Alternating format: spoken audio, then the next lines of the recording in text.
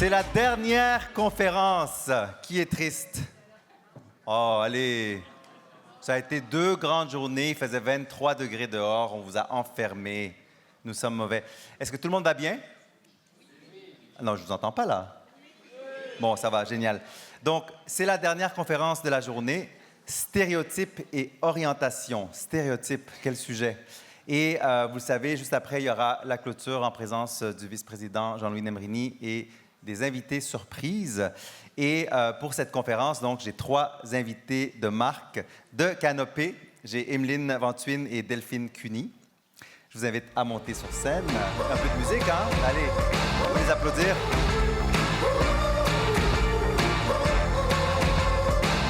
Bienvenue, mesdames, sur la scène de Sopro. Et d'Aix-Marseille Université, Lionel Dany. On peut l'applaudir également. Bienvenue, monsieur. Donc, vous êtes tous habitués au oui ou non, mais là, cette fois-ci, on va changer. Vous allez tous vous lever, si vous le pouvez, hein? Ouais. Voilà. Vous allez tous vous lever, s'il vous plaît, ouais. Voilà, exactement. Oui, tout le monde se lève, voilà. Si vous pouvez. Voilà. Donc, aux personnes qui arrivent, on va vous demander de rester debout. Parce que là, c'est pas un vrai ou faux. On vous demande... on va faire un qui est-ce. Donc, moi, pas moi. Voilà. Oui, bien, ça, c'est un beau souvenir à garder. Vous pourrez dire aux gens, on avait le meilleur animateur sur Terre, n'est-ce pas? Oui. Ah, parfait. Excellent. Au moins, j'ai un fan dans la salle. Donc, on va faire un qui est-ce. Vous le savez, le sujet, c'est un sujet... Les stéréotypes, hein, c'est pas un sujet agréable. Très désagréable, d'ailleurs. Et donc, on va essayer de rendre ça humain. Donc, on va commencer avec un qui est-ce. Donc, si la phrase vous concerne, vous devez vous rasseoir. Les personnes qui habitent en milieu rural, rasseyez-vous. Ah, ça tombe vite, hein? Les personnes qui sont des femmes, rasseyez-vous. Ah ben là, oula, je pense que mon qui est-ce va pas durer longtemps, hein? Les personnes qui n'ont pas eu leur propre chambre dans l'enfance, rasseyez-vous. Ah, vous avez eu vos chambres, parfait. Ah, oh, OK, on en a perdu un, c'est bon. Les personnes qui n'ont pas exclusivement parlé le français durant l'enfance à la maison, rasseyez-vous. Les personnes qui ont un tatouage ou un piercing ailleurs que sur l'oreille. Ah, on en perd. Ouh, OK. Les personnes qui portent un signe religieux visible. OK. Qui ont suivi une filière technique ou professionnelle à l'école. Oui, ceux qui ont suivi une filière, un lycée pro. Les personnes qui ont déjà été en arrêt maladie. Ah, OK, il m'en reste 2. Ah, t'as déjà été en arrêt... Oui, t'as déjà été en arrêt maladie, Quentin. Moi aussi, d'ailleurs. Il en reste un debout. Donc, ceux qui aiment l'animation de Sopro. Ah, vous n'aimez pas l'animation de Sopro? Donc, merci d'avoir joué le jeu. C'était le dernier petit quiz, histoire de bien finir les conférences. Donc, pour certaines conférences, j'ai demandé des définitions à nos conférenciers. Et pour celui-ci, il nous fallait une définition pour s'assurer que tout le monde est vraiment au clair. Je pense qu'on l'est tous, mais bon, s'assurer. Donc, je vais me lancer. Je vous laisse compléter, monsieur, mesdames. Donc, qu'est-ce qu'un stéréotype? L'ensemble des croyances, caractéristiques personnelles, traits de personnalité, comportements que les membres d'un groupe assignent de manière consensuelle aux membres d'un autre groupe. Ils peuvent être négatifs, positifs, explicites, implicites, et ils concernent le sexe, le genre, l'âge, l'apparence corporelle, l'origine culturelle, le milieu social, la religion, la nationalité, la santé, incluant le handicap, etc., etc. Qu'ajouter de plus? Voilà. Est-ce que j'ai bien fait mes devoirs? J'ai même refait la mise en page de votre... Je crois qu'on a tous fait nos devoirs pour aujourd'hui, si j'ai bien compris. Bon, heureusement. Donc, un point pour moi. Mesdames, tout est bon? Et ensuite, on reviendra sur certaines choses. bien sûr, oui. L'objectif, c'est de revenir sur tout ça de façon concertée, mais je veux m'assurer qu'on est tous au clair sur le sujet qu'on discute aujourd'hui. Ensuite, à quoi ça sert, déjà de un? Et quelles sont les conséquences? Donc, je vais vous laisser compléter. Simplifier la réalité, donner du sens au monde, faire des prédictions, orienter nos décisions, nos comportements, ce qui peut mener à des préjugés, de la discrimination. La menace du stéréotype, c'est-à-dire que quand on est stéréotypé, du coup, on a à la fois à gérer le stéréotype et le poids que ça représente pour réaliser nos tâches, etc. Et donc, du coup, ça représente un poids supplémentaire pour celui qui est stéréotypé. Et ça peut l'amener à avoir beaucoup plus d'échecs sur des disciplines, en termes d'orientation, d'insertion professionnelle. Excellent. Et ensuite, les conséquences sur la réussite scolaire, professionnelle, sur le choix d'orientation, scolaire ou professionnelle, la sélection des candidats, l'évaluation des compétences et la gestion des ressources humaines. C'est lourd comme sujet, je vous l'avais dit, hein? Tout est dit? Non, ça va venir. Ça va, oui, oui, non, tout est dit pour les définitions. Donc, vous le savez, pour ceux qui étaient là plus tôt, le tour de table de chaque conférence n'est pas un tour de table traditionnel. Je demande aux conférenciers, conférencières d'illustrer le sujet dans leurs propos, dans leur présentation. Donc, pour chaque participant, vous allez présenter qui vous êtes, votre travail, bien sûr, mais pensez-vous déjà avoir adhéré à un stéréotype et avez-vous déjà été enfermé ou fait face à un stéréotype? Donc, je vais commencer avec mesdames. Emeline. Merci. Donc, je me présente en quelques mots. Donc, moi, je suis Émile Ventuine, je suis professeure d'histoire géo, itinérante dans mon parcours, puisque j'ai enseigné à la fois en Seine-Saint-Denis, j'ai enseigné en Polynésie française, j'ai enseigné dans un micro-lycée à Paris, donc une structure pour des jeunes décrocheurs qui étaient dégoûtés de l'école. Et puis après, j'ai eu d'autres fonctions plus ministérielles, on va dire. Et puis aujourd'hui, je suis à Réseau Canopé et je m'occupe de la formation des enseignants.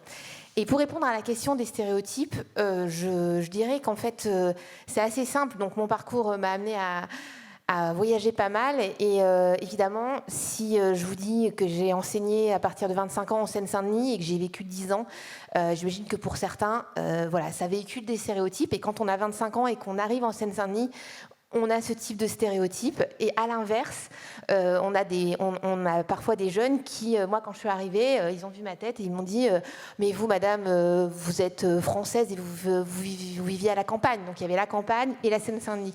Et en fait, pas du tout. J'étais de banlieue parisienne. Donc, il y a eu ce stéréotype-là.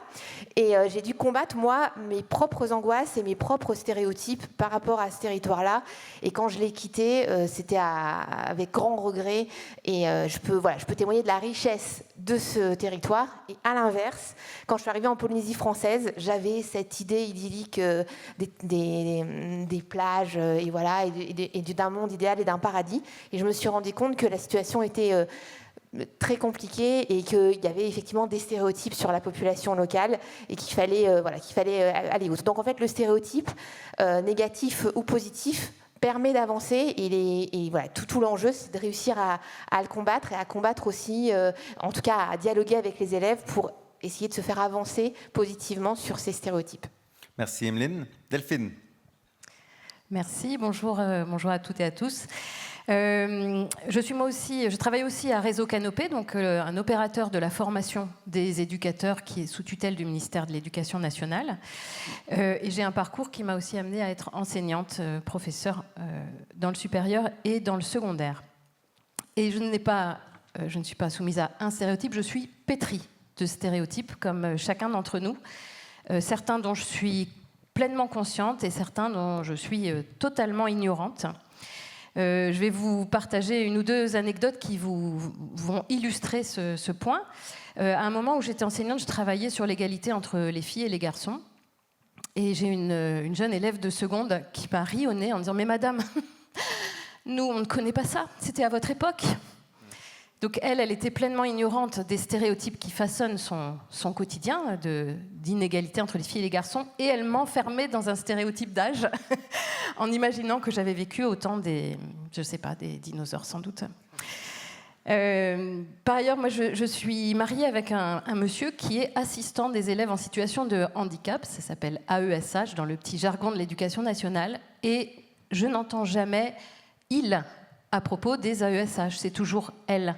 C'est un métier du care, du prendre soin, et traditionnellement, comme les infirmières, infirmiers, on l'entend peu, on entend beaucoup infirmières, AESH, elle, c'est associé au féminin. Alors que je suis bien placée pour savoir que ce n'est pas exclusivement féminin. Et enfin, je suis aujourd'hui dans des fonctions de pilotage, de management, et je me confronte à mes propres stéréotypes, mais mes propres menaces de stéréotypes. Dans notre société, il est assez courant de penser que les femmes sont moins compétentes en management, en pilotage, et je sens combien cela me handicape dans ma projection sur des fonctions de pilotage et de management. J'ai tout de suite dit, est-ce que je vais avoir toutes les compétences pour ce poste-là ? Est-ce qu'il ne me manque pas un petit bémol ici ou là, un petit quelque chose ? Et je sens à quel point je partage ces inquiétudes, ces doutes, ces vulnérabilités avec l'ensemble de la gente féminine, même si elle est aussi partagée avec un grand nombre de nos collègues masculins. Donc voilà, je suis pétrie de stéréotypes. Merci. Ben, moi j'aime bien ce genre d'introduction parce que ça vous, en tant que conférencier, on a un autre regard sur votre approche et votre travail. Donc merci d'être si honnête. À votre tour, Lionel. Donc je suis confronté au défi de l'honnêteté, c'est ça. Lionel Dany, professeur de psychologie sociale. Donc moi je travaille à l'université d'Aix-Marseille. Donc professeur universitaire dans une fac de lettres. Alors les stéréotypes associés à tout ça, il y en a quand même un certain nombre. Les études en fac de lettres, est-ce que ça sert à quelque chose déjà ? Est-ce que les gens ne sont pas juste là pour passer du temps ? Les psychologues sont plus fous que leurs patients. Donc on pourrait en dénombrer un certain nombre comme ça. Est-ce qu'il y avait une deuxième sous-question ? Est-ce que j'ai déjà adhéré à un stéréotype ? Plein. Je vais en prendre un en particulier. Tout le monde connaît le célèbre livre de John Gray, je pense, Les hommes viennent de Mars et les femmes viennent de Vénus. Logiquement, vous devez connaître. Après, peut-être que vous n'avez pas envie non plus de déclarer publiquement que vous connaissez ce livre ou que peut-être vous l'avez apprécié et qui vous a permis de comprendre la psychologie des hommes et des femmes. Alors c'est intéressant ce livre parce que moi je l'ai lu quand j'étais adolescent et du coup je me suis dit c'est bon, je vais comprendre ce que sont les hommes, ce que sont les femmes, etc. Et John Gray il dit à un moment donné dans ce livre, quelque chose que je vais citer, il dit « L'une des différences fondamentales entre les hommes et les femmes réside dans leur façon de réagir au stress et donc à leurs émotions. Les hommes se focalisent et se ferment, les femmes laissent parler leurs émotions qui les envahissent. » C'est beau, c'est presque de la poésie. Sur le plan scientifique, du coup, nous, ça nous pose des questions. Parce que moi, je suis chercheur, je suis scientifique, donc je me dis, mais peut-être que dans la conception que l'on a des émotions, effectivement, on pourrait retrouver cette distinction en termes de sexe, et je ne parle pas encore en termes de genre, entre les hommes et les femmes. Et on voit bien que la conception occidentale, on va dire, des émotions nous amène à penser que l'émotion, c'est un ressenti interne, c'est avoir une émotion, mais c'est aussi une disposition à ressentir, c'est-à-dire être une personne émotionnelle. Et quand on regarde de façon stéréotypée la façon dont on pense la réaction aux émotions des hommes et des femmes, d'une certaine manière, on en vient à dire que les femmes sont émotionnelles. Et dans émotionnel, il y a déjà trop émotionnel. Et là, on pourrait refaire l'histoire de l'hystérie, par exemple, etc., qui nous montrerait à quel point les femmes ont toujours été cataloguées par rapport à un certain type de regard porté sur leurs émotions. Et que nous montrent les recherches scientifiques ? Les recherches scientifiques, elles sont pas évidentes sur la question. Et si on observe la façon dont, scientifiquement, on peut étudier la différence des sexes en termes d'émotions, on se retrouve souvent confronté à une chose, c'est qu'on est face en fait à un biais de confirmation où les sujets à qui on demande de parler de leurs émotions reproduisent les stéréotypes qui sont présents dans la société. Donc, on pourrait se dire c'est juste, c'est pas si important que ça, sauf qu'on va le retrouver aussi dans le champ médical, dans l'expression de la douleur, etc. Donc tous ces stéréotypes liés aux émotions, du coup, vont avoir un impact manifeste sur la façon de penser cette différence liée aux hommes et aux femmes. Est-ce que j'ai déjà fait face à un stéréotype ? La dernière question. Et là, je me permets de citer un grand chanteur populaire français, Michel Sardou. Chanson de 1992. Vous passiez un bac G, alors aujourd'hui c'est STMG. Hein. Vous passiez un bac G, un bac à bon marché dans un lycée poubelle. L'ouverture habituelle des horizons bouchés. Votre question était, faut-il désespérer ? Alors moi j'ai un bac G. J'ai un bac G2. Alors, je ne sais pas s'il faut désespérer, mais j'utilise à chaque fois cette référence-là quand je fais cours aux étudiants de psycho, parce que j'interviens en licence de psychologie, et parce qu'on sait qu'en termes de statistiques, un bac G ou un bac STMG, c'est une chance sur 10 de réussir ses licences en 3 ou 4 ans, alors que pour un bac général, c'est une chance sur 2. Donc à chaque fois, je leur parle de ces statistiques et puis je leur demande de lever la main, ceux qui ont un bac techno, etc. Généralement, ils ne sont pas nombreux. J'attends 10 secondes et puis je lève la main. Une façon de combattre la menace du stéréotype. Merci beaucoup, Lionel. On peut applaudir ce tour de table. Très honnête, en effet, des trois, merci. Donc, nous avons 4 thèmes. Chaque conférence s'est bâtie ainsi, vous le savez maintenant. On va premièrement parler des stéréotypes en lien avec l'orientation, de 1.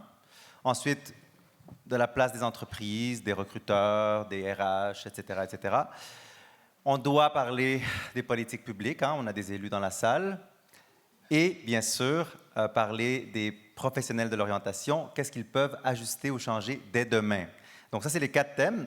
Et pour le premier, l'orientation et les stéréotypes, vous savez, j'ai retenu une ligne, c'était soit Emeline ou Delphine, lors de notre appel préparatoire, vous avez dit « l'orientation se joue parfois en dehors de l'orientation ». J'oublie, on va dire que c'est le réseau Canopé qui l'a dit. Est-ce que, Lionel, pourriez-vous nous dresser un portrait de ce qui se passe dans ce secteur stéréotype, orientation? Donc, j'ai réfléchi effectivement à cette proposition et je suis parti sur une recherche.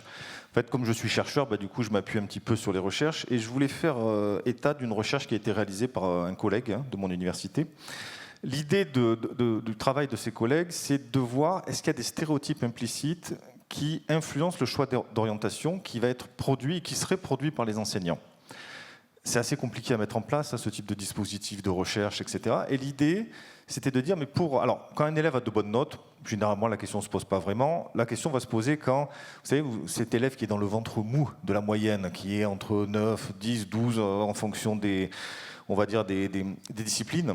Et l'idée, c'était de manipuler on va dire, le milieu favorisé versus défavorisé de l'élève. Et est-ce que ça peut avoir un impact sur le fait que, par exemple, un enseignant va dire cet élève, il vaut mieux l'orienter vers, on va dire, une filière professionnelle versus une filière générale. Si vous posez la question aux enseignants, ils vont vous dire, on ne va pas faire une différence en fonction. On va s'appuyer sur des critères qui se veulent objectifs. Alors justement, ces collègues, ils ont mis en place un dispositif qui est assez intéressant. Dans un cas, la moitié des enseignants, ils leur disent explicitement, cet élève vient d'un milieu social favorisé, versus, pour d'autres, ils viennent d'un milieu social défavorisé. Effectivement, ça n'a pas d'effet sur le fait de choisir de l'orienter davantage en filière générale ou en filière professionnelle. Par contre, dans une autre condition, qu'est-ce qu'ils ont fait? Eh oui, du coup... Dans l'autre condition, qui veut chanter? Vous voulez chanter, Lionel? Pas encore. Plus tard. Je retiens ça, hein, c'est noté, plus tard. Allez-y, continuez. Dans l'autre condition, en fait, ils vont procéder différemment. Ils ne vont pas donner l'information. Mais ils vont faire apparaître dans le dossier de l'élève le fait qu'il a certains types d'activités. Des activités qui vont être marquées socialement. Il y en a un qui va faire du tennis, il y en a un qui va faire du foot. Il y en a un qui va avoir tel type de loisir. Il y en a un qui va disposer, par exemple, d'un suivi scolaire à domicile par quelqu'un qui est payé, etc. Et là, qu'est-ce qui va se passer? On va voir qu'il va y avoir une différence statistique qu'on va observer dans les choix d'orientation qui vont être faits par les enseignants en manipulant implicitement le stéréotype. Ce type de recherche est important parce que ça nous montre que ce qu'il faut surtout, c'est rendre explicite le stéréotype. À partir du moment où on le rend explicite, du coup, ça enlève ces barrières implicites qui sont en mesure d'agir et qui font qu'on va reproduire du stéréotype sans s'en rendre compte. Parce que quand on va leur poser la question « Qu'est-ce qui vous a amené à faire ce choix ?» Pour ceux qui ont été confrontés à cette condition implicite, ils n'ont pas à avoir conscience que c'est la catégorie sociale de l'élève qui aura amené à faire, on va dire, ce choix-là. Et ça pour faire le lien avec ce qui va être dit après, ça nous oblige aussi, plus globalement, orientation, stéréotype, à penser aux représentations des métiers. Et je crois que c'est ça que vous allez aborder. Absolument. Et sur les représentations des métiers, moi je voudrais juste dire quelque chose d'important par rapport à l'action des représentations. Les représentations, ce n'est pas des images. Une image, c'est interchangeable. Les représentations que nous avons en tête, ce sont des théories du social. Ça veut dire que quand on passe en représentation, on pense à des choses qui sont stables, qui organisent notre vision du monde. Et c'est très difficile pour nous de remettre en cause nos représentations. Donc c'est le temps long, et il faut accepter que ce soit long et que ce soit compliqué. Merci Lionel. Mesdames, je vais commencer avec Emeline. Donc, quand un jeune ou un actif, on parle vraiment des bénéficiaires, donc jeune ou actif, fait face à des stéréotypes, comment peut-il trouver sa voie? Par exemple, on l'entend souvent, dans certains métiers, les femmes sont moins souvent représentées. Bon, ça, c'est une phrase qu'on entend souvent. Donc, Emeline, comment peut-on construire ou déconstruire l'image des métiers pour que tous les jeunes et les actifs puissent se projeter en se sentant inclus? Je reviens sur la première citation de Réseau Canopé que vous avez faite. Effectivement, quand on parle d'orientation, on a l'impression que c'est un processus à un moment donné. On parle beaucoup de Parcoursup, par exemple, enfin, voilà, ou du parcours à venir.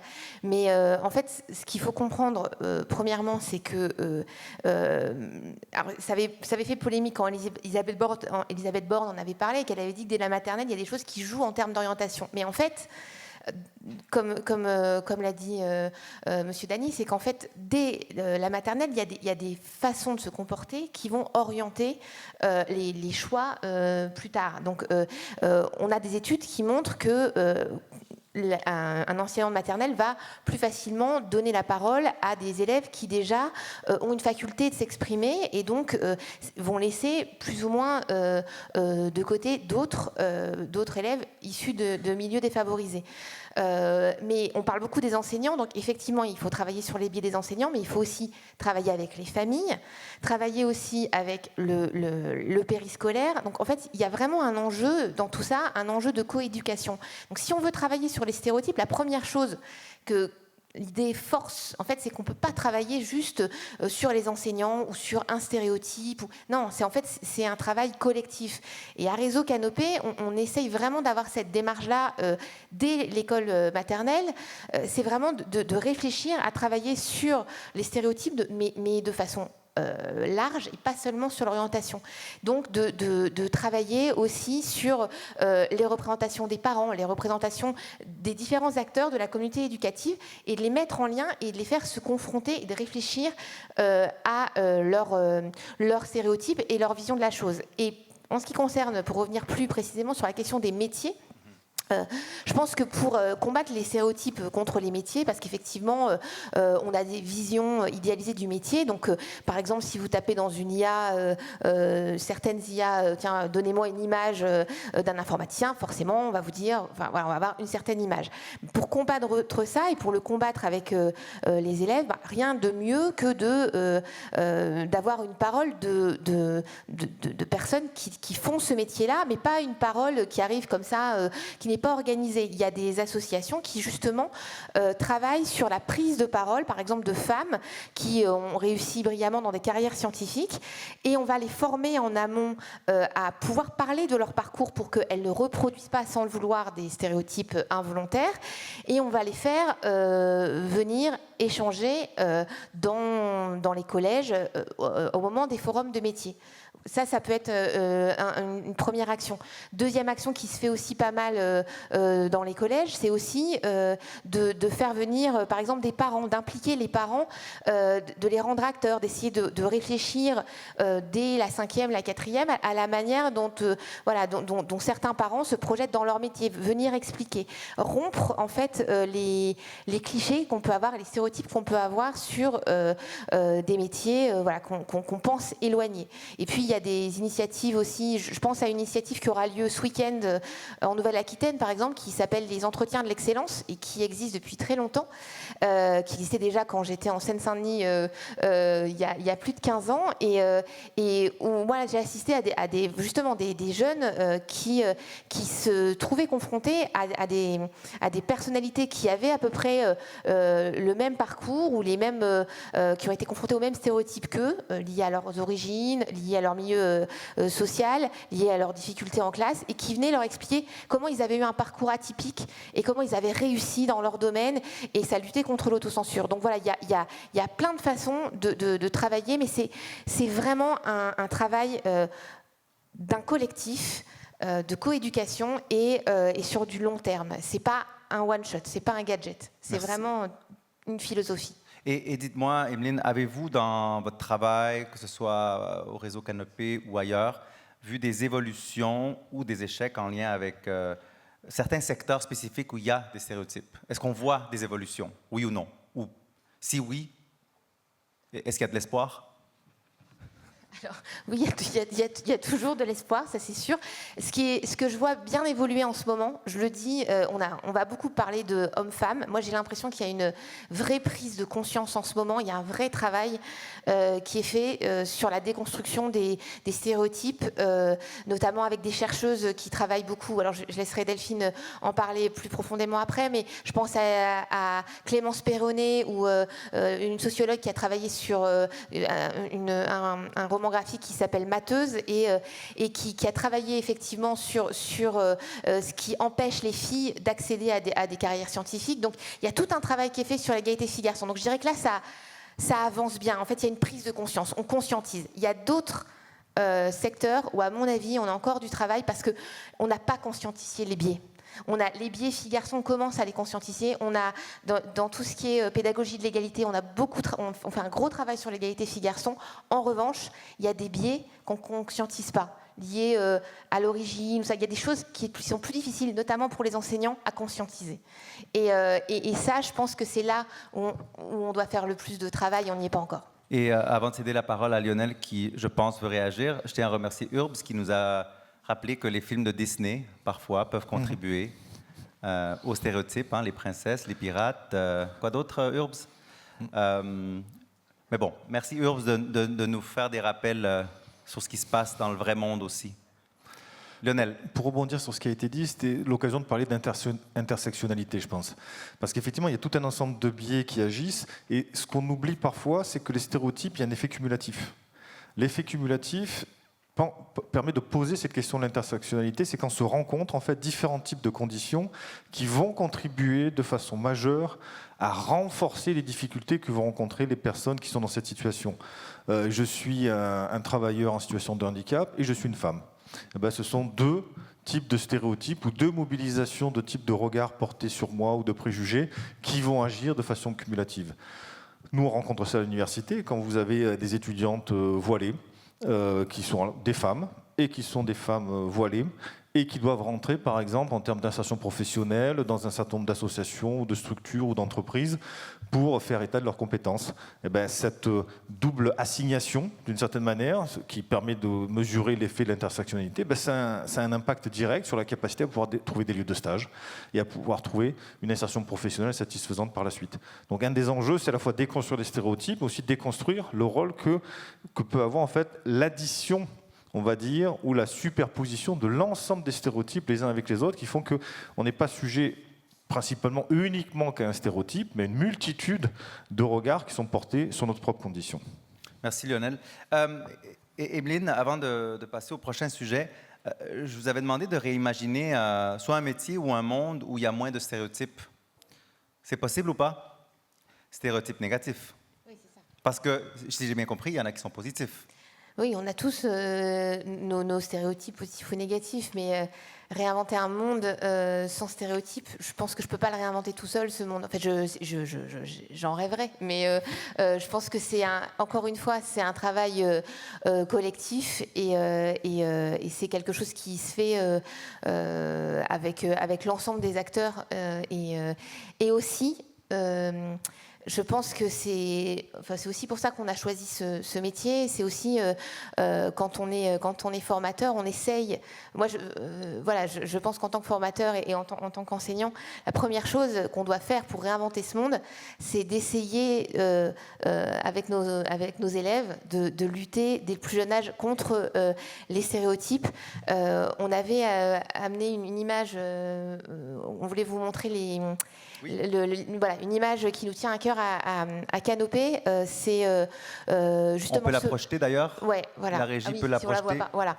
Un monde sans stéréotypes, c'est un peu pour nous ce qui symbolise... un monde meilleur, c'est un monde où effectivement on essaye de faire de nos différences une force et qu'on a des stéréotypes, parfois négatifs, mais on essaye d'aller... Alors aujourd'hui c'est très à la mode, par exemple, de parler des cours d'empathie. Bon, c'est bien beau de le dire, mais concrètement, concrètement, ça veut dire quoi l'empathie?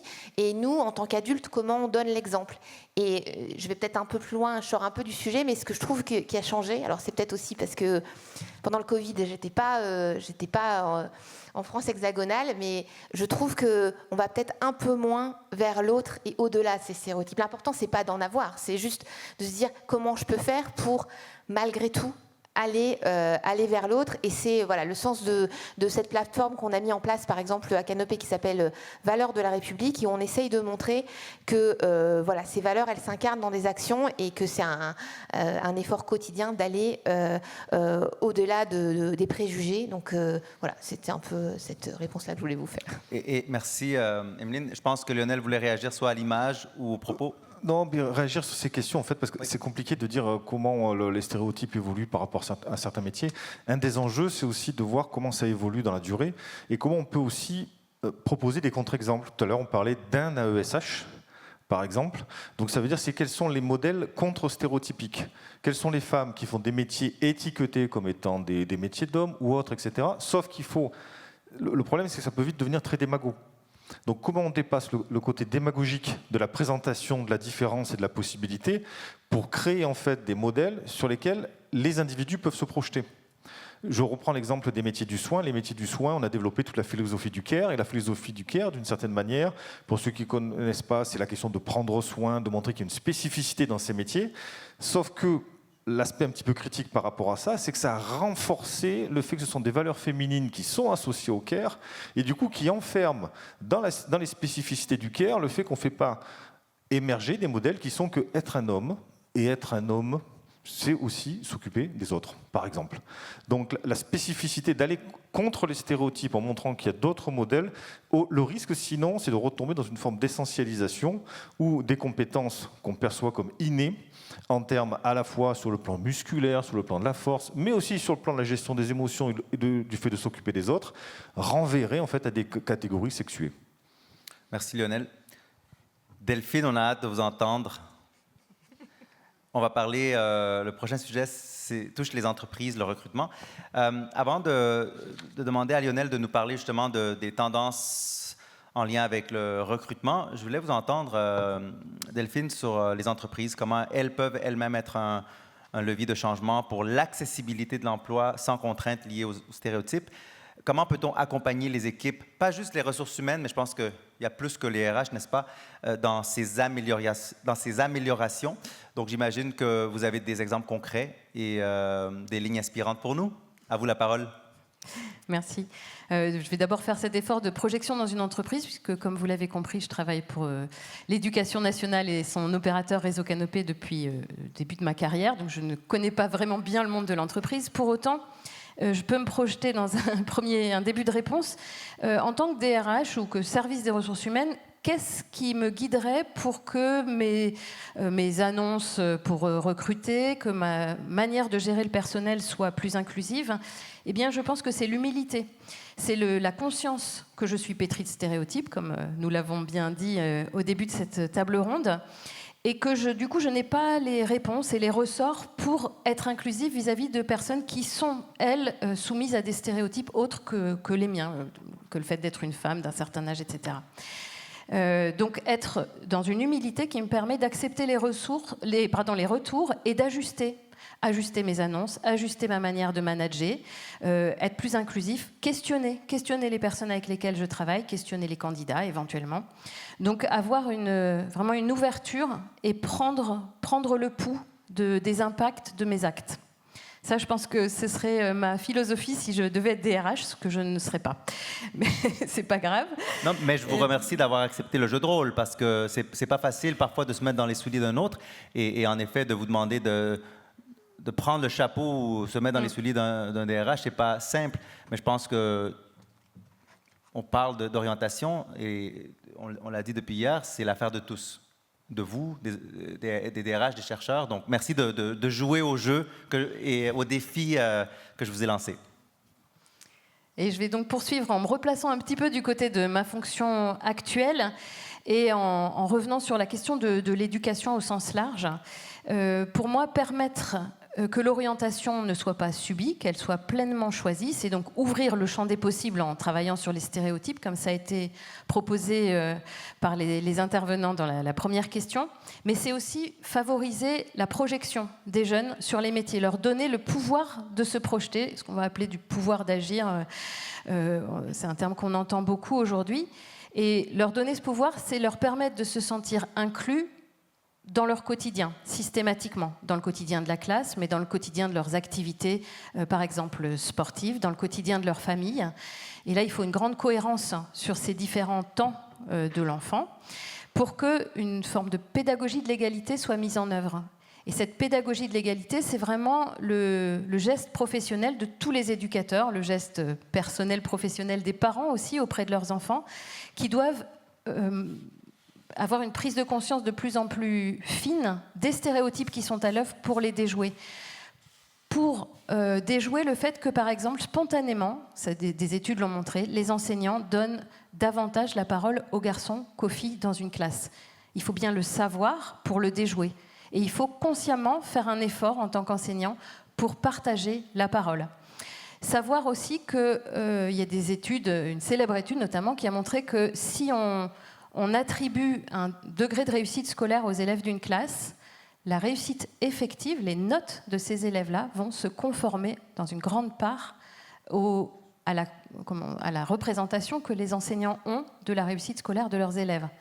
Donc ça, l'enseignant, il doit le savoir que l'image qu'il a, la petite fiche qu'il a sur chacun des élèves influence de manière très concrète les résultats, la réussite de l'élève. Il doit avoir cette conscience pour le déjouer et remettre à place, dire « Ok, je sais que cet élève-là, il n'a pas réussi l'année précédente, mais en fait, peut-être qu'il est plein de potentiel et je vais autant accompagner sa réussite que l'élève voisin. » Donc il y a vraiment un travail dans la prise de conscience et la mise en œuvre d'une pédagogie de l'égalité qui doit être une vigilance constante sur la prise de parole, sur la place qu'on laisse à chacun, sur la manière dont on s'adresse, sur une tolérance absolument zéro sur tout ce qui est discriminant, même entre les jeunes. Donc il y a vraiment un travail de fond sur les gestes professionnels. Et je voulais effectivement citer Clémence Perronnet, cette sociologue, qui a travaillé sur l'égalité entre les filles et les garçons, ou plutôt les inégalités entre les filles et les garçons, dans les carrières scientifiques et de maths. Elle a travaillé auprès de jeunes filles qui sont des brillantes mathématiciennes, qui ont fait des prépas en mathématiques, qui ont rejoint des grandes écoles, et elle les a interrogées sur leur sentiment de confiance, pour s'apercevoir que dans la grande majorité, toutes ces jeunes filles sont pétries de doutes et de méfiance envers leurs propres compétences. Elles ne sont pas du tout sûres d'elles. Et elle a pu montrer, cette chercheuse, que c'était lié au fait, notamment, que quotidiennement, depuis leur plus tendre enfance, ces jeunes filles sont soumises à des toutes petites marques de stéréotypes, des petites brimades, des petites blagues sur les filles, sur les femmes au volant, par exemple, ces petites choses qu'on entend très régulièrement, sur le fait que les femmes n'ont pas le sens de l'orientation, sur le fait qu'elles mettent plus de temps à se préparer que les garçons, etc. Toutes ces petites blagues, toutes ces petites gestions du quotidien, de l'espace, par exemple, où les filles vont spontanément se mettre derrière ou être reléguées dans les fonds des classes par les garçons, vont être plus silencieuses, etc. Enfin, c'est un grand nombre en fait de gestes du quotidien contre lesquels il faut lutter parce que ces gestes du quotidien imprègnent, diffusent de manière assez sournoise les stéréotypes. Et c'est pas tant le stéréotype, je pense que ça a été dit, qui est dérangeant, c'est l'échelle de valeur qui est associée aux stéréotypes. À la limite que les filles et les garçons n'aiment pas les mêmes domaines d'études, ce ne serait pas gênant sans doute en soi si ça n'était pas associé à une échelle de valeur. On a dit que les femmes étaient plus cantonnées au monde du soin, au care, au prendre soin, pardon, au care, et les hommes plus facilement aux soins, le cure. Donc on a des médecins hommes dans le stéréotype et des sages-femmes, infirmières, femmes.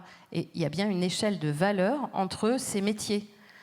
Quand on regarde dans le détail, quand il y a un stéréotype, il y a très souvent une échelle de valeur associée. C'est bien ça contre quoi nous devons lutter ensemble, et notamment à travers l'éducation et le développement d'un accompagnement aux compétences psychosociales des jeunes, les accompagner à développer leur connaissance de leur fonctionnement émotionnel, cognitif, pour gagner un pouvoir d'agir et en capacité à se projeter sur l'ensemble des possibles. Merci Delphine. On en reviendra à la conclusion sur les compétences psychosociales, ça m'intéresse. Avant de poursuivre sur le prochain sujet, Lionel, quand on parle de métier, on parle d'entreprise, de DRH, on pense bien sûr au recrutement. Vous vouliez en parler? À vous la parole. Oui, je voulais donner un exemple justement. Alors, vous savez, maintenant les universités sont assez autonomes, relativement, on va dire, et du coup, ça devient des marques. Et je prends l'exemple d'Aix-Marseille Université, c'est la plus grande université francophone, on va dire. Donc du coup, elle se définit maintenant comme étant une marque. Et à partir du moment où elle est une marque, elle doit aussi avoir un dispositif RSE, responsabilité sociétale des entreprises, etc. Donc elle se pense aussi comme une entreprise. Donc elle est obligée d'inclure dans sa politique RH tout un ensemble de dispositifs pour essayer de lutter contre les discriminations et le rôle des stéréotypes. Et je donnerai un exemple qui a été développé il y a quelques années de ça, c'est la sensibilisation des jurys de recrutement, et notamment pour le recrutement des enseignants-chercheurs, à travers ce que les catégories stéréotypées en termes de genre peuvent avoir comme effet dans le recrutement. Donc ça veut dire que quand on participe à un jury, du coup on reçoit des informations préalables sur les statistiques. Statistiques en termes de recrutement, de nombre de femmes dans le corps des maîtres de conférences, de professeurs des universités, etc. Se rajoute à ça des informations en termes de vidéos pour montrer aussi des processus qui jouent. Alors par exemple, on montre des vidéos sur la question de l'assertivité, c'est-à-dire de montrer que les hommes et les femmes ne se conduisent pas de la même manière dans l'expression, la défense des points de vue, etc. Alors, je voudrais faire juste une petite incartade, mais ce matin, j'ai participé à un atelier sur les préjugés. Je ne sais pas s'il y a des participants dans la salle. Au moment où il y a eu le débat, je me suis rendu compte que les hommes monopolisaient 80-85% du temps.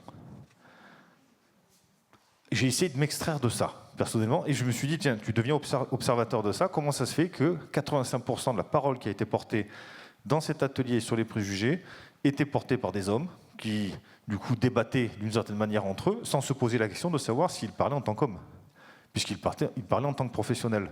Or, on ne se pose pas la question quand on intervient de savoir à partir de quelle place nécessairement on intervient, parce qu'on se pense comme intervenant, comme professionnel. Mais quand je me rends compte que dans la salle, il y a des personnes, il y a des femmes en particulier, et que ces femmes-là ne prennent pas la parole, je me dis, qu'est-ce que ça dit finalement d'une forme de régulation genrée des échanges qui ne se dit pas au moment où c'est en train de se passer.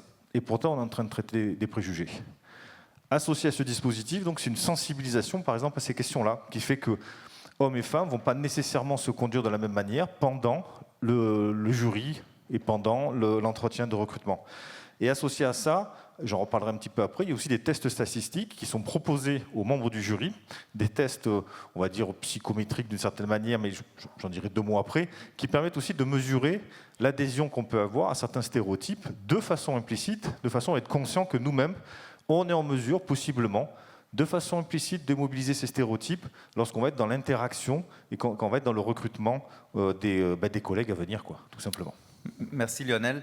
D'ailleurs, on va passer au prochain sujet parce qu'il nous reste à peine 20 minutes avant la clôture. Politique publique. On veut en parler ou pas? On va en parler, oui. Donc, il y a des politiques actuelles de lutte contre les stéréotypes.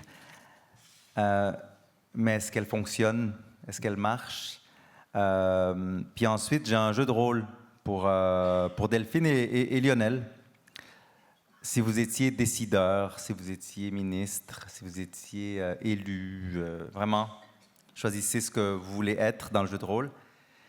Que changeriez-vous pour que les politiques soient plus efficaces? Donc, est-ce qu'elles fonctionnent? Et ensuite, des propositions pour les améliorer. Delphine. L'honneur de commencer, merci. C'est une projection qui est très difficile pour moi, mais pour autant, je pense que c'est fondamental ce portage politique pour la lutte contre les stéréotypes dans ce qu'ils ont de négatif. Et Emeline faisait allusion tout à l'heure aux valeurs de la République. On a ce confort dans notre pays de pouvoir nous appuyer sur des textes fondateurs qui nous garantissent une égalité d'accès, une égalité de droit. Donc c'est quand même notre cadre. Et en tant que politique, on on s'attendrait à ce que, tout simplement, on promeuve cette égalité qui existe de fait dans les textes. Donc il y a vraiment un devoir de simplement diffuser, accompagner les textes déjà existants. Ça n'est pas suffisant, on est bien conscient que ça n'est pas suffisant. Et ça n'est pas suffisant parce que, notamment, ça se joue à tous les niveaux. C'est que les stéréotypes sont existants à l'intérieur de chacun de nous, mais aussi ils sont portés par le groupe, par le collectif. Et donc on doit travailler à tous les niveaux. Donc en tant que politique, j'aurais à cœur d'apporter un soutien et de défendre l'égalité de droit, l'égalité d'accès à toutes les chances et à tous les métiers, par exemple, puisqu'on parle d'orientation. Mais j'aurais aussi à cœur de mobiliser l'ensemble des acteurs et à continuer à former aussi l'ensemble des acteurs. On a dit qu'il était fondamental que les éducateurs, que les entreprises prennent conscience des stéréotypes, de leur existence et des impacts de ces stéréotypes. Il faut donc renforcer la formation et diffuser, infuser la question des stéréotypes dans nos formations, que ce soit vis-à-vis des éducateurs ou même dans la formation interne au sein des entreprises. Pour une raison très simple, c'est qu'on est fragile face aux stéréotypes. Et que si on a un discours très explicite qui nous dit « vous êtes égaux, chers élèves, vous êtes tous égaux, vous avez le même accès à toutes les filières, ça va dépendre que de vos résultats », mais que lorsqu'on nous rend nos copies, on a des remarques qui sont du type « tu es brillant pour un garçon et tu as fait des efforts pour une fille », on invalide tout ce qui a été fait auparavant.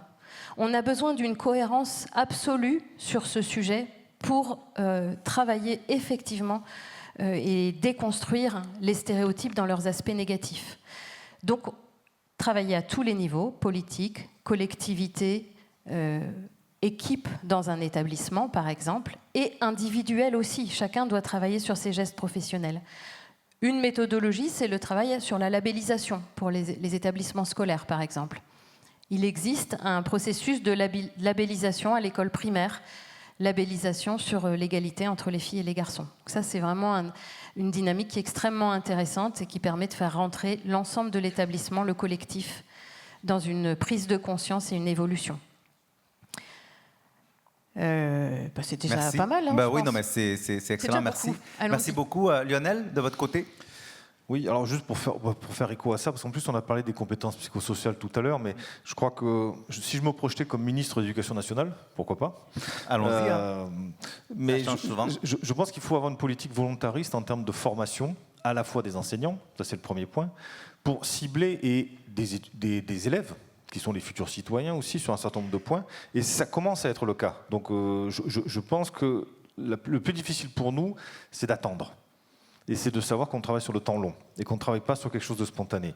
Il y a tout un ensemble de dispositifs qui sont travaillés aujourd'hui en termes de compétences psychosociales, autour de développement de l'empathie, affirmation de soi, etc., qui contribuent justement à la lutte contre les stéréotypes.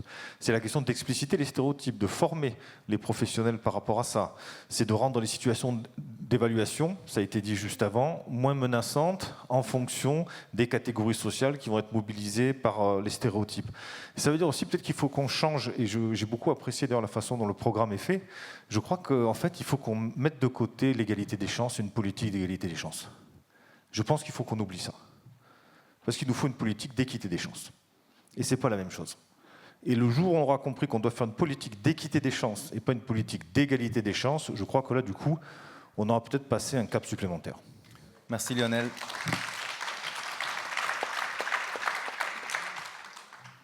Il nous reste à peine 15 minutes et j'aimerais vraiment qu'il y ait des questions de la salle, donc on va se garder quelques minutes pour ça. Donc on va passer à la conclusion, qui est le message pour les professionnels de l'orientation.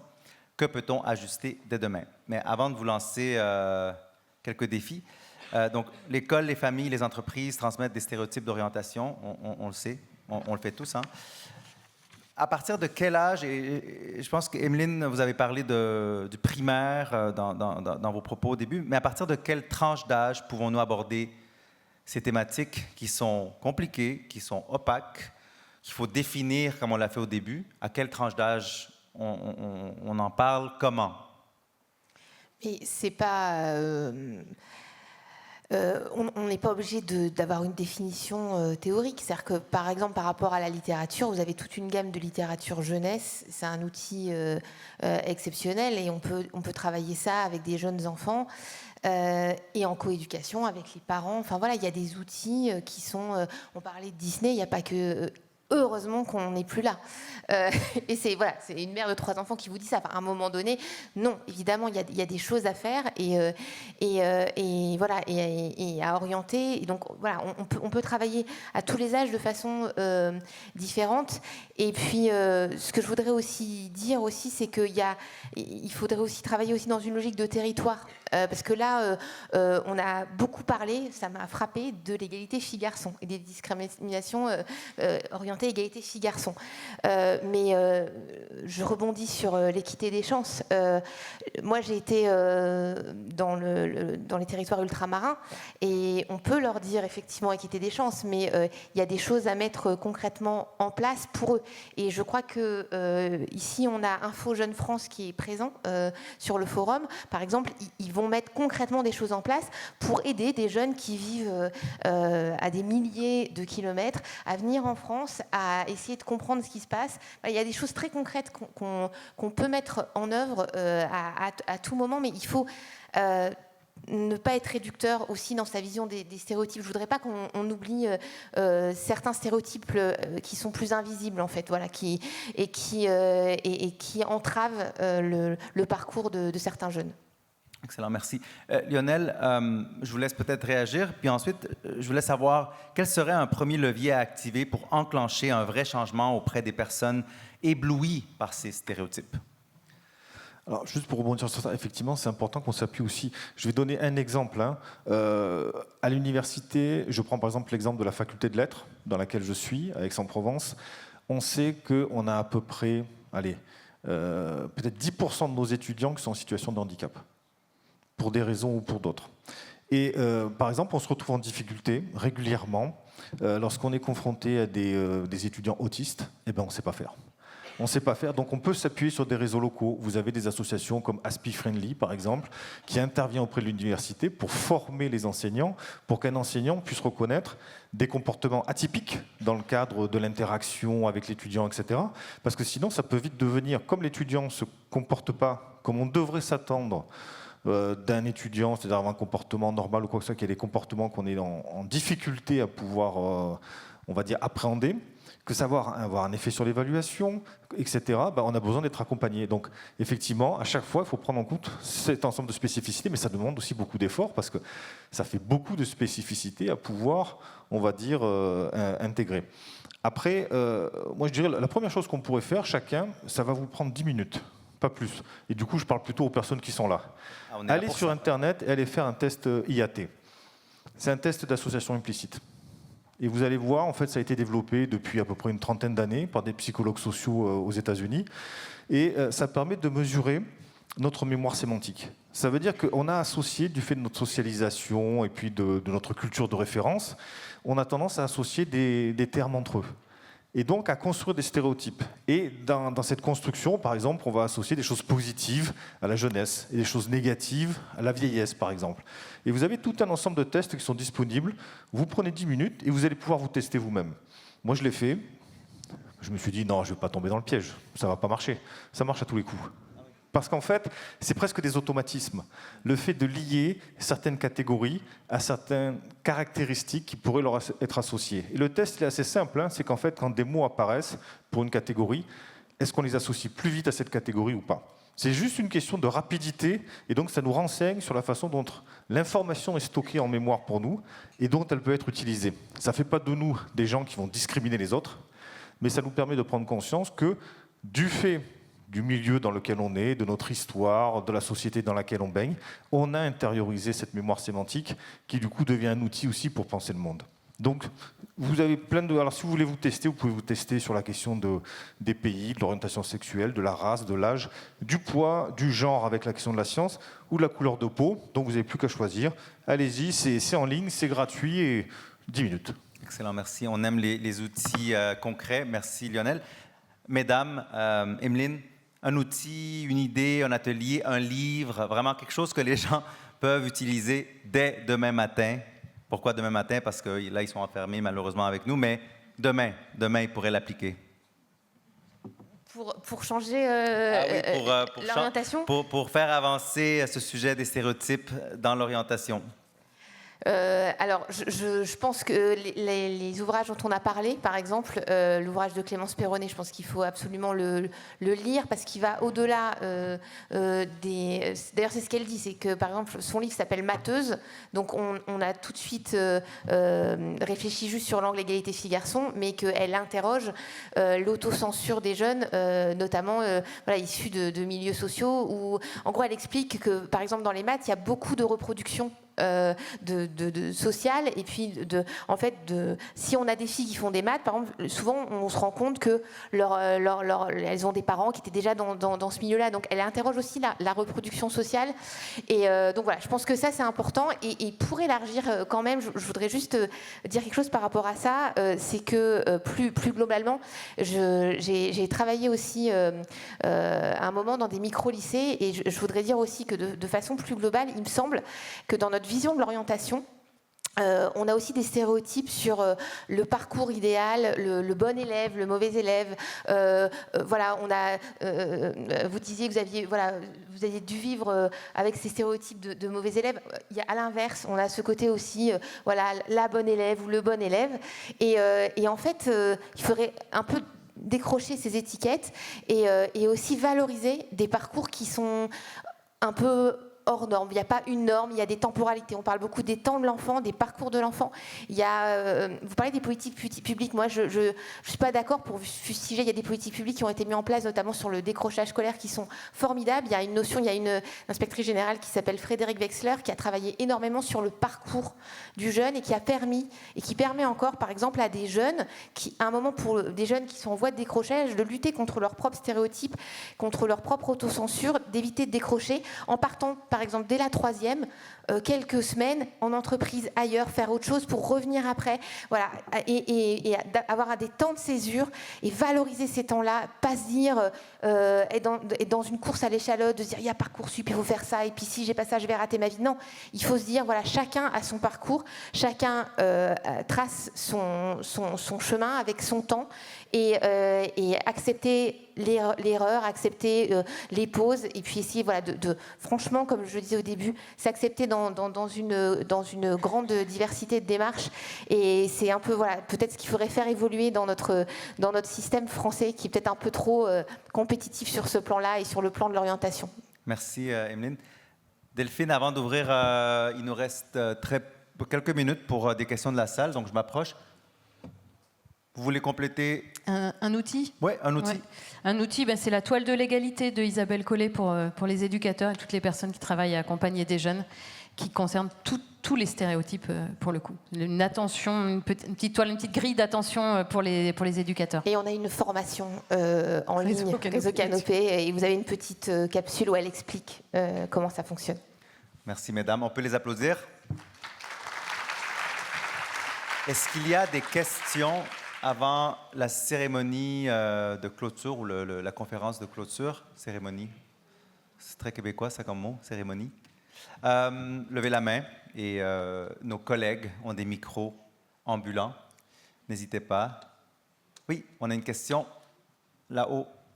Donc, pour ceux qui posent des questions, n'oubliez pas de vous lever et de garder le micro près du menton. Comme ça, on vous entend et on vous voit. Bonjour, je m'appelle Marjorie Damon. Je travaille au Conseil régional de Nouvelle-Aquitaine. J'étais avec Lionel ce matin dans l'atelier sur les préjugés, c'était très bien. Et on n'a pas parlé des pensées limitantes. On parle de préjugés, de stéréotypes, et on a aussi des pensées limitantes. Alors comment on fait pour combattre ça? Ça, c'était une première question. Et j'avais aussi une deuxième question par rapport au corps professoral. Comment on fait aussi pour que les profs soient plus ouverts en matière de lutte contre les préjugés, etc.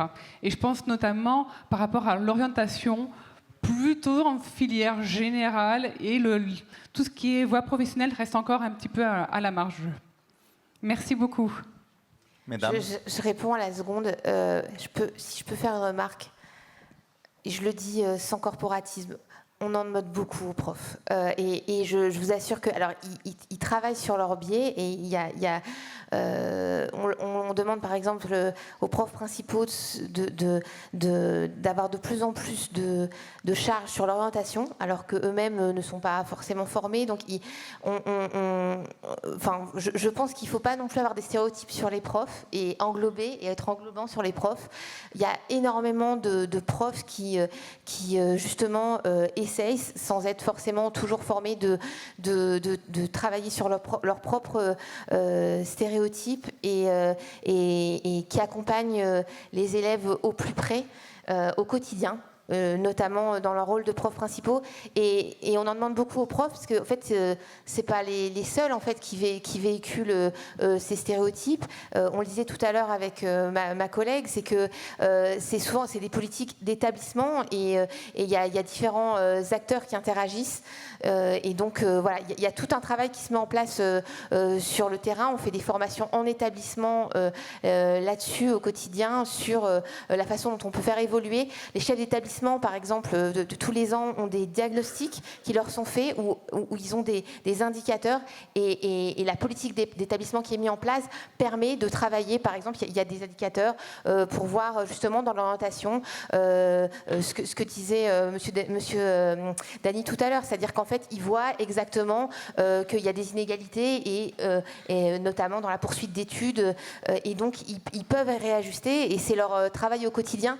Mais je pense que comme pour les politiques, c'est un travail collectif et je pense que si vous faites partie du conseil régional, c'est pas seulement les profs en fait, c'est les profs, mais c'est aussi les agents des collectivités, c'est aussi c'est ce qu'on a essayé de montrer, c'est que l'orientation c'est pas un instant T où on doit travailler, c'est que tout le monde doit faire dans sa façon de se comporter au quotidien œuvre pour lutter contre ces stéréotypes.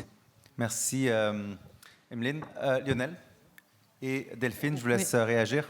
Oui, c'est juste pour reprendre la question sur les pensées limitantes. Je pense qu'on l'a évoqué, on n'a pas dit ce terme-là, mais quand on parle de menace du stéréotype, quand on parle de tout ce que le stéréotype ou les stéréotypes ont d'impact négatif, on parle de pensées limitantes. Donc tout ce qu'on met en place vers une pédagogie de l'égalité, vers une capacité à se projeter, c'est de la lutte contre les pensées limitantes. À moins que je n'ai pas compris ce qu'il y avait derrière votre question. C'est clair à vos yeux? Merci. C'est bon. Une dernière question, sinon nous allons bientôt débuter. Oui, une deuxième question. On vous écoute. Directrice de CIO, alors pour lutter contre les stéréotypes, il y a aussi une manière simple, c'est juste de choisir ses mots, et ça c'est donné à tout un chacun, d'une part. Donc ça, il n'y a pas besoin de formation, ça me semble abordable. Et d'autre part, je voulais faire le lien aussi par rapport à un atelier qu'il y a eu aussi. Ces stéréotypes, ok, mais on les renforce. Ils se renforcent dans le sens où on peut observer qu'à partir du moment où le métier se féminise, les salaires baissent. Donc c'est peut-être ça aussi qu'il faut changer. Je ne sais pas, qu'est-ce que vous en pensez ? C'est pas la féminisation, c'est aussi le pourcentage de contractuels, surtout en fait aussi la façon dont on recrute en fait, qui fait que dans une salle des profs, on a des profils très différents. C'est pas seulement genré. Et surveiller les mots, je suis d'accord avec vous dans les faits, mais en fait, dans les faits, on se rend compte que c'est plus compliqué que ça et qu'on a des biais inconscients. Et il y a des gens qui de façon inconsciente. Je vous donne un exemple très concret. Moi, j'ai un prof qui était de très bonne volonté et qui m'a expliqué pendant 3/4 d'heure l'année dernière que mon fils était formidable parce qu'il était aussi sage qu'une fille, alors que les garçons, à cet âge-là, normalement, voilà, ils sont plus bagarreurs. Et il l'a dit avec toute la sincérité qui était la sienne. Et il a même pas, il a pas objectivé. Enfin, il faut vraiment objectiver. C'est pas si simple que ça. Il y a vraiment des biais qui sont inconscients. On parle de charge au niveau racial, par exemple. Enfin, on parle de charge raciale, c'est-à-dire qu'il y a des choses en tant que blanc, par exemple, on se rend pas compte, en fait, et on le fait de façon inconsciente.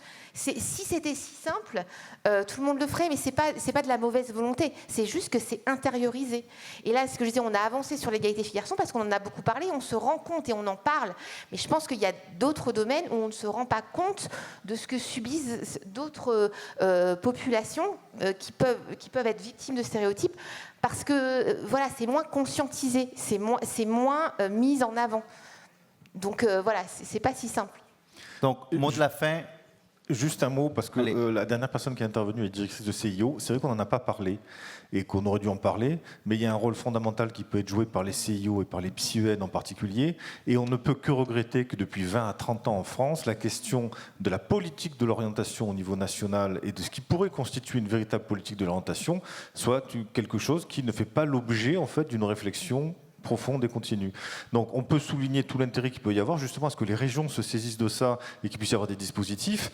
Et on voit bien toute l'ambiguïté qu'il peut y avoir, c'est-à-dire où se situe l'ambition liée à l'orientation. Est-ce qu'elle se situe au niveau national ou est-ce qu'au niveau régional, on n'est pas obligé finalement de se saisir de cet enjeu-là parce qu'au niveau national, ça fait un certain nombre d'années qu'on attend et on ne voit pas trop bien ce qui se passe. Et je parle par expérience, non pas parce que j'ai divorcé d'une psychologue de l'éducation nationale, mais aussi parce que j'ai participé...